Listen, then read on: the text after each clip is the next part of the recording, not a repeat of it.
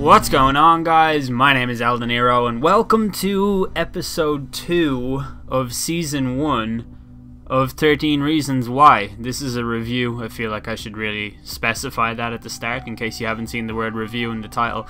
But the review of episode 1 went down really well, and I just want to say a huge, sincere thank you for that, because I was not expecting it to do as well as it did, and it's just really awesome to see that people still care about stuff that I have to say, and yeah, so thank you. If you guys want to discuss this mini-series any further, you can check out the subreddit. It will be linked in the description, and if you can't click on links, it's reddit.com/r/midnight-hour. Other than that, you can find me on Twitter. It's twitter.com/eldeniro90, and I believe the Midnight Hour on Twitter is TMH Podcast. So check that out and give those a follow if you never want to miss an episode and stuff like that. I did this on both YouTube and on SoundCloud or iTunes or whatever podcast app you're listening to it with.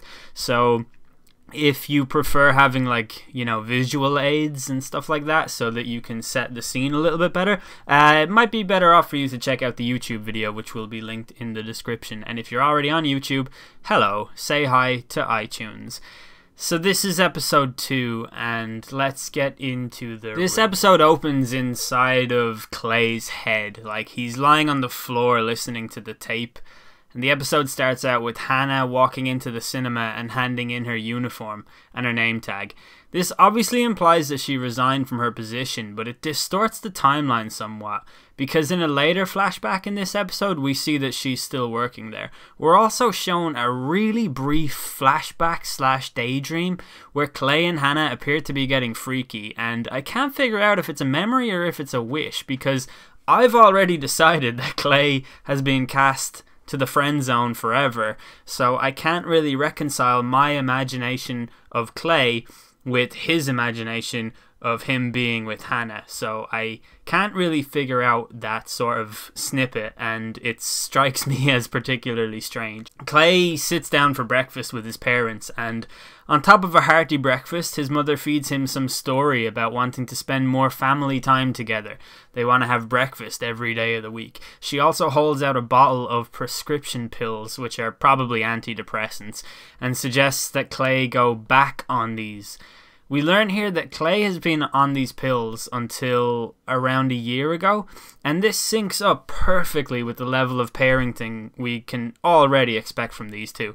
They're so hands-off and emotionally vacant, they have no earthly idea how to connect with their son beyond giving him pills or telling him things like put on your helmet, or back in my day, we called it a boombox.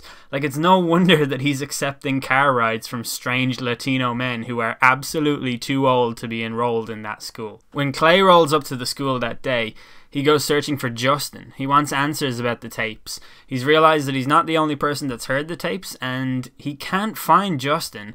But he does find a new character, and we meet Jessica Davis, who appears to be the centerpiece of this episode's tape. She's frantically searching for Justin herself, and she's clearly panicked. There appears to be some level of implied conspiracy here. That these interrogations the kids are being subjected to require them to keep their stories straight, because we did see a shot in the last episode of Justin talking to some adults. I don't know, were they police or some kind of investigation team or something. I didn't mention it in yesterday's review because it didn't really strike me as particularly immediate or something that required an immediate reaction, but it seems like they need to get their stories straight, and that's kind of interesting. So us as the viewer, we're clearly meant to be suspicious here, and it casts a sinister shadow on the central group of jocks in the school. We also learn that Jessica is in fact dating Justin in real time. This was the first time that I paused to think about the timeline of events in this show. How soon after the slut rumors did Hannah actually commit suicide? I think it's implied here in this scene that it was a very long time after, and the writers are sort of letting us know that we need to settle in for an emotional beating that Hannah is going to receive over the next 11 episodes after this one. Anyway, Clay confronts Jessica looking for information. Clay is just constantly puzzled and confused and asking questions in this episode. That's pretty much the theme of this episode. Jessica tells Clay not to believe everything he hears, which is quite interesting. We'll come back to that later. We then meet Alex, who has just moved to this town, which could be the start of a very substantial fan theory that all of these people only exist in Clay's head as a result of the condition he required the aforementioned pills for. Either that, or he's struggling to come to grips with the death of a close friend, and each new person that magically enters town is a different symbolized version of whatever emotion he's feeling at that particular time. That's a fan theory for another day, but let's not wipe that off the table just yet. We see that Alex, Hannah, and Jessica all hang out at a hot chocolate or a coffee place, and they become a trio bound by their sense of disconnect and their similar tales of woe. Like, they each feel certain degrees of neglect, and their friendship is quite a unique one to observe. We get a fairly lengthy shot of the types of conversations that they have, and there's sort of this montage of multiple coffee, hot chocolate place visits, and it seems like this takes place over several months. It doesn't really feel very believable though, and I think the reason it doesn't feel believable is the exact reason why they drift apart, and eventually the Three Musketeers disband. Shortly thereafter, we learn that Alex and Jessica got together in an intimate way, and this proves to be another source of pain for Hannah, like for reasons she can't seem to articulate in the flashback timeline, and this is something that really actually annoys me. The first scene where Hannah and Jessica meet is inside of this, like a guidance counselor's office, and they're sort of told that they need to get along because they're both new, and it's probably the guidance counselor keenly recognizing that Hannah is being, like, cast out of the social hierarchy, and Jessica is just entering it. So together they can help each other stay afloat, and I guess that's the ultimate idea. And they do click really well, and they actually have, like, some really neat little quips, and like I think there is good dialogue in their conversations with each other, and I think that they are quite believable. But I go on from here to have a really hard time liking Hannah's character. There's a scene where I believe she's still working at the cinema, and she meets Clay, and she asks him for like a self-esteem boost with the question, "Do you think I could ever be as pretty as Jessica Davis?" When Clay responds saying, "You're special," Hannah responds with, "Oh, so you think I'm retarded? Great." Like that kind of line of reasoning. This is an idiotic response because she has known from day one that Clay likes her. She even told him not to be jealous of Justin in episode 1 when she attended the basketball game. I have a really hard time remembering what sport it is in these American TV shows, like baseball, basketball, hockey, whatever. It's always like two characters sitting on the sidelines and very little action in the actual sport itself. But the only good aspect of this scene is that it does clearly show that she's not sound of mind, and that it really bothers her when she feels like the spotlight isn't sufficiently shining on her. This goes back to what I was saying towards the end of the last episode. But in this scene, Hannah is either angry at Jessica for stealing Alex, or disillusioned by the fact that Alex never seemed to be interested in her. It can only be one of those things. And this is really problematic because we know how assertive Hannah can be when she likes a guy. She completed some really complex stalking missions when it came to bumping into Justin in the hallway when she wanted his attention, and we aren't shown anything of that ilk in her relationship with Alex. There's no obsessiveness, there's no impulsiveness, there's nothing like that. She doesn't seem interested in him whatsoever.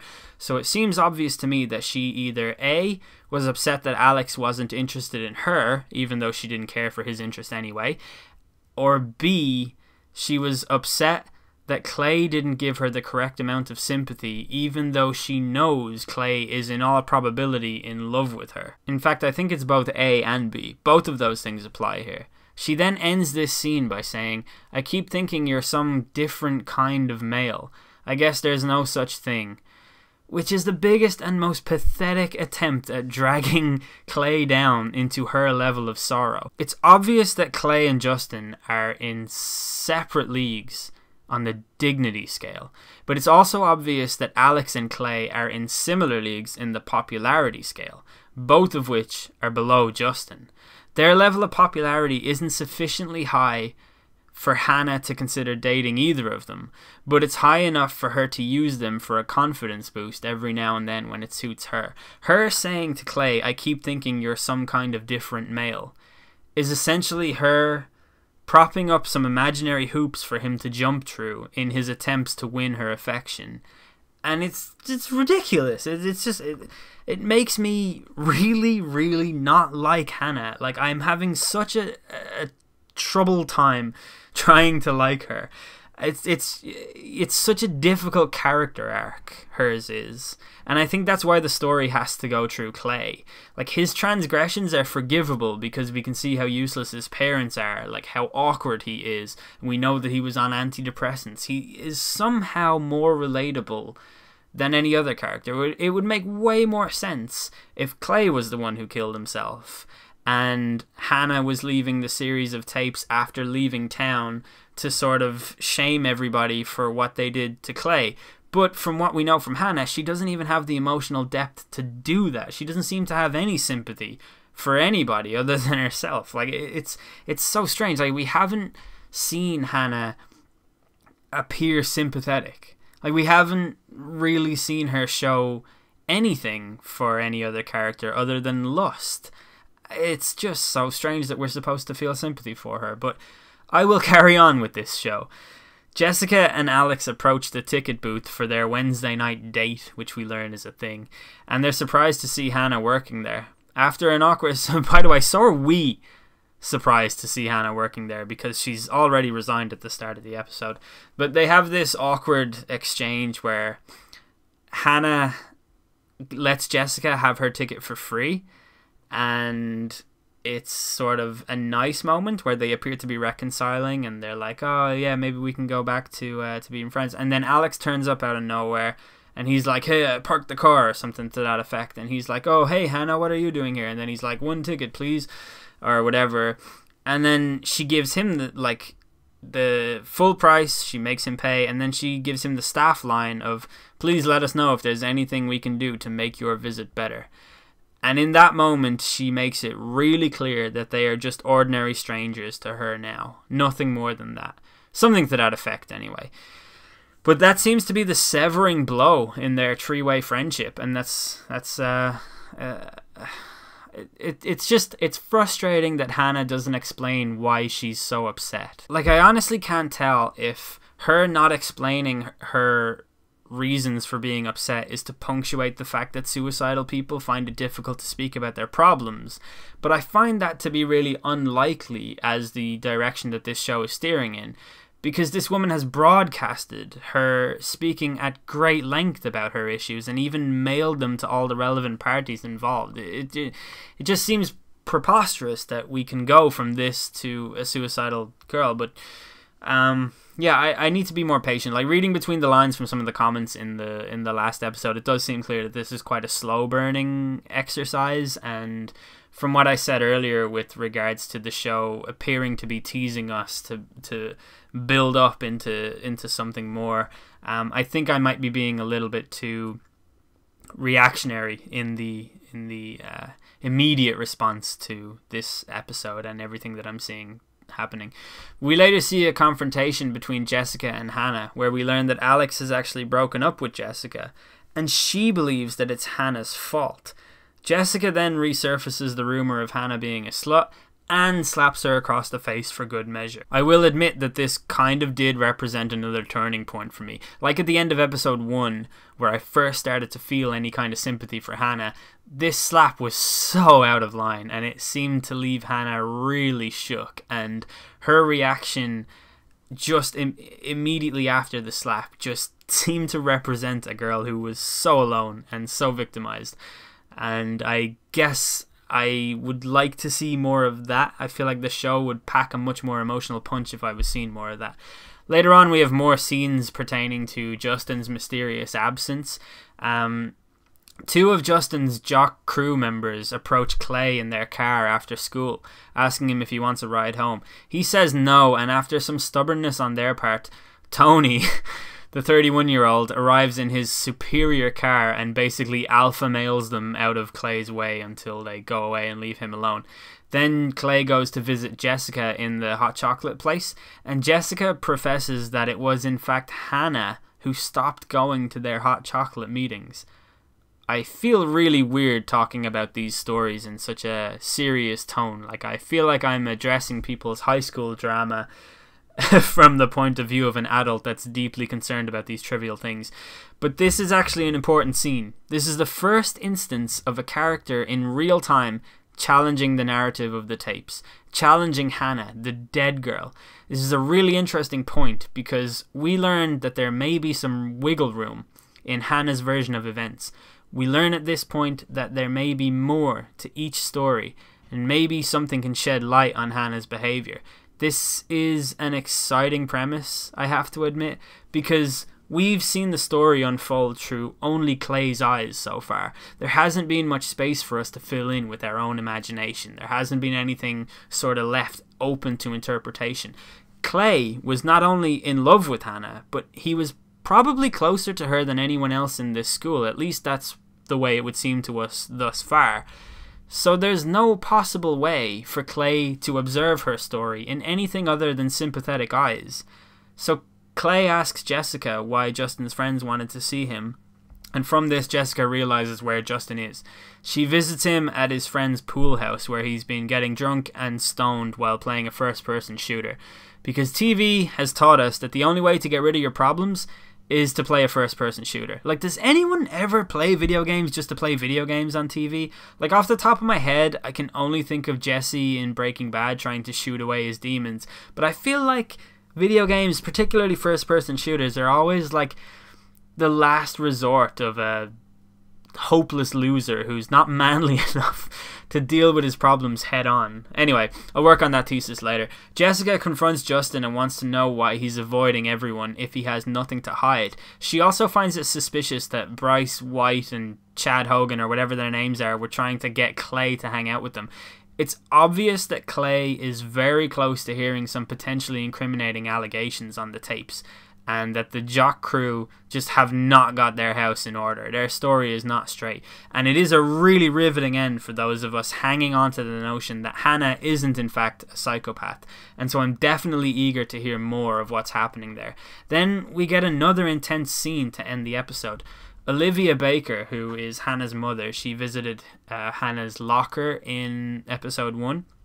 She comes across this list devised by Alex in Hannah's old school book, like it falls out of the bottom of it, and it lists her, Hannah, as having the best ass in the school, while Jessica, Alex's one-time girlfriend, is listed as having the worst. I will now spend the next 45 minutes weighing up the merits of this list and the likelihood that it is in any way accurate. Seriously though, Olivia calls someone and asks the person on the phone to explain the list to her, and as the viewer we're like, maybe it's an investigative journalist, maybe it's a private detective, something to that effect. This scene is somehow really, really gripping, and even though I can't process the implications of it, at least I couldn't when I watched it, it's just a really well-made scene. And basically what happens is Clay is outside the house in the dark on his bicycle, and he sees Tony drive past in the car. Tony goes into the driveway to console Hannah's mother, and Clay witnesses the whole thing with a look of confusion on his face that just really, really staples the atmosphere to this scene, and it really sells the type of thing that they're going for. And we're left with the question, what is Tony's role in all of this really? That's the end of this episode. I hope you guys enjoyed the review. If you did, please leave a like on the video. If you guys are still watching at my pace and you're wondering when the next episode is going to be, I would imagine that it will be once every 3 or 4 days. Maybe allow for a 5th day of absence on weekends and stuff like that. My schedule is just really, really packed right now, but I am doing the best that I can.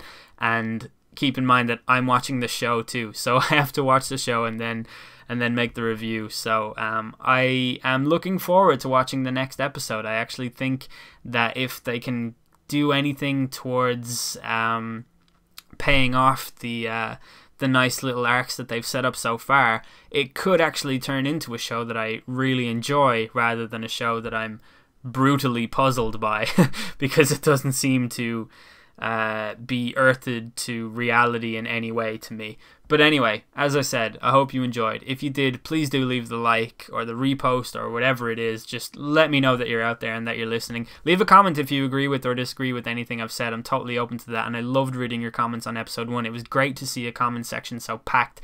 So yeah, that's it. I've been El Dinero. Thank you for listening.